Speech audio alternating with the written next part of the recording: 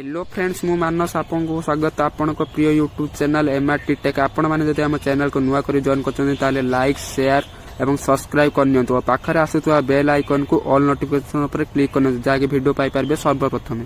तो फ्रेंड्स प्रत्येक घरे रोसई घरे हळदी निश्चित व्यवहृत हेउतो। हळदी हिंदू धर्मर प्रतीक अटे। हळदी को प्रत्येक शुभ कार्य रे लगा जाए। सेहि बेले हळदी को मध्य मान्यता अनुसार सौभाग्यर प्रतीक दि जाइए। प्रत्येक पूजा पर्व हलदीर व्यवहार कर मैंने देखते। तो यह आपण बह कार्य दुई संबंध को जोड़ा हलदीर व्यवहार करा जाए। यह छड़ा ज्योतिष शास्त्र अनुसार हलदी विवाह कार्य महत्व गुरुत्वपूर्ण भूमिका ग्रहण करता है।